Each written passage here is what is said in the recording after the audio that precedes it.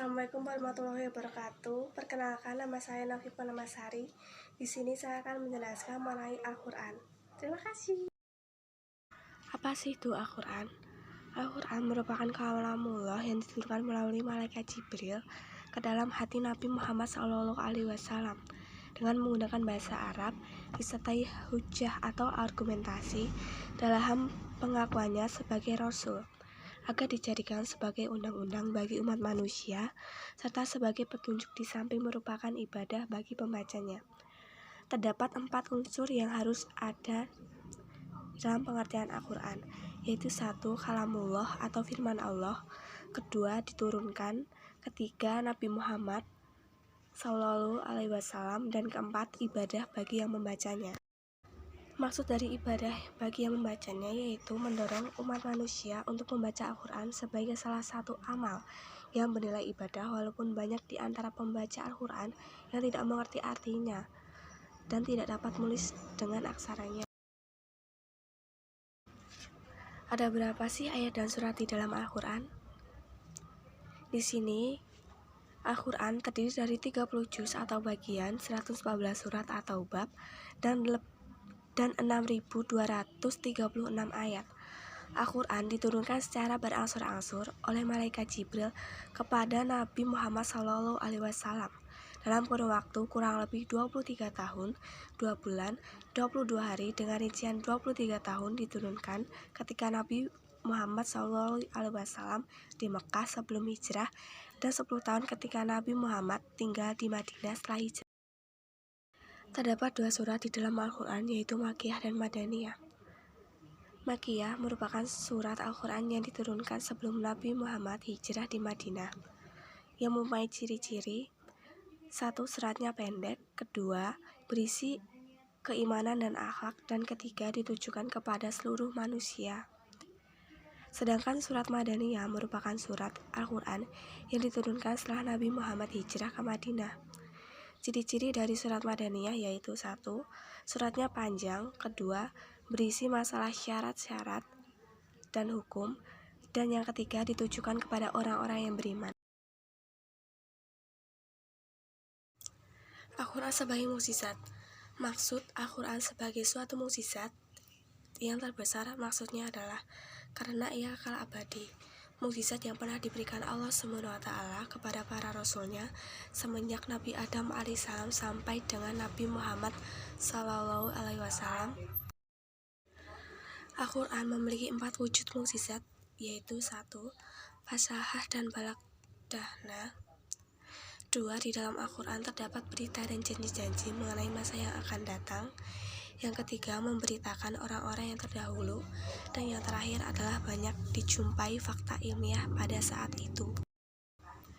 Maksud dari fasahah dan balaghahnya adalah susunan Al-Quran yang indah, yang berbeda dengan susunan yang ada di dalam bahasa Arab, serta gaya bahasa yang menarik yang berbeda dengan gaya bahasa-bahasa yang ada di dunia ini. Maksud dari di dalam Al-Quran terdapat berita dan janji mengenai masa yang akan datang, yaitu janji Allah SWT pada umat Islam terdapat dalam ayat-ayatnya yang mulia. Janji-janji yang bersifat duniawi dan ukhrawi yang ditunjukkan bagi hambanya yang beriman dan beramal soleh. Harapan dari Allah inilah yang sangat dinanti-nantikan hambanya, sebab Allah adalah sebaik-baiknya pembuat janji dan mustahil mengingkari janji-janjinya. Maksud dari memberitakan orang-orang terdahulu yaitu berita tentang kaum Adam sampai dengan kaum Muhammad SAW. Segala cerita tentang mereka itu benar dan bersesuai dengan cerita ahli kitab yang ada di dalam Quran. Maksud dari banyaknya dijumpai fakta ilmiah pada saat itu yaitu bukti otentisitas yang terus lahir penghafal Quran dan pengajian ilmiah terhadap ayat-ayatnya yang tak pernah berhenti. Keajaibannya, meski Al-Quran diturunkan 14 abad lalu, namun ayat-ayatnya banyak sekali yang menjelaskan tentang masa depan dan bersifat ilmiah. Bahkan dengan kemajuan ilmu dan teknologi saat ini, banyak ayat-ayat Quran yang terbukti kebenarannya. Para ilmuwan telah berhasil membuktikan kebenaran itu melalui sejumlah eksperimen dan melalui sebuah penelitian ilmiah. Jadi keempat mukjizat itu benar-benar ada dan nyata dan telah diakui kebenarannya oleh semua orang.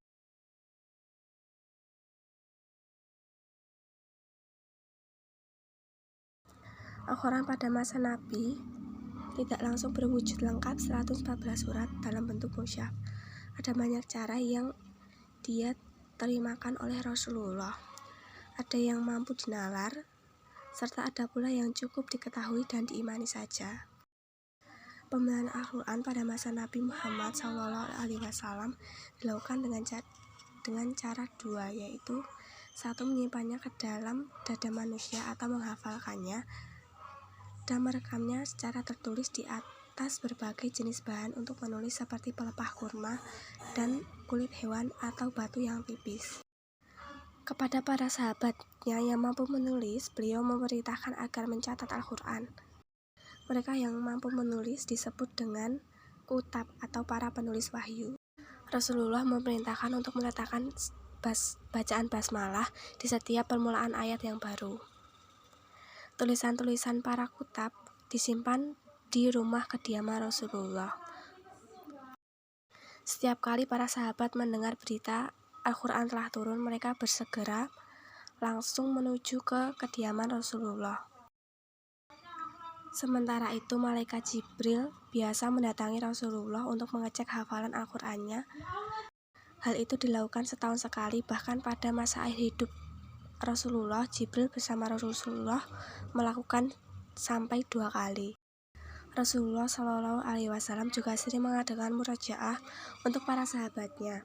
Mereka disuruh membacakan hafalan di depan beliau, kemudian Rasulullah menyimak dan membutuhkan jika terdapat kesalahan-kesalahan pada hafalan tersebut. Ketika Rasulullah wafat, Al-Quran telah disempurnakan, dihafal oleh ribuan manusia, dipahami segala tuntunannya, dan telah dituliskan dengan rapi semua ayat-ayatnya meski belum dibukukan dalam suatu naskah. Al-Quran pada masa sahabat Nabi terdapat 3, yaitu 1. Abu Bakar dan Umar, kedua pada masa Utsman, dan yang ketiga setelah Khalifah Utsman. Setelah Rasulullah SAW wafat, pemerintahan Islam dipegang oleh Abu Bakar. Ketika Abu Bakar menjabat menggantikan Rasulullah SAW, dia menghadapi beberapa peristiwa-peristiwa besar berkenaan dengan kemurtadan sebagian orang Islam dan munculnya berbagai nabi palsu. Karena itu, Abu Bakar menyiapkan pasukan dan mengirimkan untuk memerangi orang-orang murtad tersebut. Salah satu peperangan yang terjadi adalah peperangan Yamamah yang terjadi pada tahun 12 Hijriah yang melibatkan para penghafal Al-Quran. Dalam peperangan ini terdapat 70 qurra atau hafiz Al-Quran yang gugur. Umar bin Khattab pun resah dengan banyaknya sahabat penghafal Al-Quran yang wafat terbunuh karena peperangan. Lalu Umar bin Khattab menghadap Abu Bakar dan menyampaikan berita tentang banyaknya qurra yang wafat. Setelah itu, Umar menyarankan untuk mengumpulkan Al-Quran supaya dimusyafkan. Umar khawatir karena banyak para penghafal Quran terbunuh kembali dalam peperangan selanjutnya. Pada awalnya Abu Bakar menolak pendapat Umar tersebut, lantaran hal tersebut tidak pernah dilakukan oleh Rasulullah. Dengan izin Allah Subhanahu wa Ta'ala, hati Abu Bakar pun terbuka atas usul yang telah Umar sampaikan kepadanya.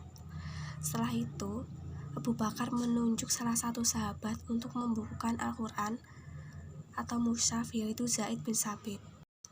Zaid pun pada awalnya menolak, tetapi atas izin Allah, hati Zaid pun terbuka dan menerima untuk membukukan Al-Quran atau mushaf tersebut. Abu Bakar merasa lega dengan telah terhimpunnya Al-Quran dalam satu mushaf. Sepeninggal Abu Bakar, usaha pemeliharaan mushaf diteruskan oleh khalifah berikutnya, yaitu Umar bin Khattab. Kedua, Al-Quran pada masa Utsman. Pada masa kekhalifahan Utsman, wilayah kekuasaan umat Islam semakin meluas. Tetapi di balik semakin meluasnya umat Islam, terdapat perselisihan yang hebat antar sesama kaum muslimin tentang bacaan Al-Quran. Melihat peristiwa tersebut, Utsman sangat responsif dan memerintahkan kembali Zaid bin Tsabit beserta kawan-kawan untuk menyalin mushaf Al-Quran menjadi beberapa mushaf. Al-Quran diperbagi lagi dan disempurnakan sesuai instruksi yang diterimanya. Setelah melakukan perbaikan, akhirnya tim menuntaskan tugasnya dengan menyelesaikan 5 buah mushaf yang segala sesuatunya sama persis dengan yang lainnya. Satu mushaf dipegang oleh Khalifah Utsman dan yang lainnya dikirim ke kota-kota besar. Mushaf ini dikenal dengan Mushaf Al-Imam. Perbaikan Al-Quran yang dilakukan pada masa Khalifah Utsman telah banyak membawa faedah dan manfaat bagi kaum muslimin sebagai berikut, yaitu menyatukan kaum muslimin, menyatukan bacaan, serta menyatukan tertib susunan surat-surat Al-Quran. Al-Quran di masa Khalifah Utsman. Al-Imam merupakan satu-satunya mushaf yang dijadikan pegangan umat Islam dalam membaca Al-Quran. Pada masa Khalifah Utsman, Al-Quran pada mulanya ditulis tanpa titik dan baris, atau Arab gundul orang yang menyebutnya. Tetapi dari masa ke masa, kemudian penulisan Al-Quran diperjelas lagi dengan tanda-tanda yang dipermudah, dipotong, dan ditambah sehingga menjadi bentuk yang ada seperti sekarang ini. Perjalanan Al-Quran dari waktu ke waktu sangatlah banyak perubahan yang mengalami metamorfosis, perubahan-perubahan dalam tulisan dalam kurun waktu yang sangat lama.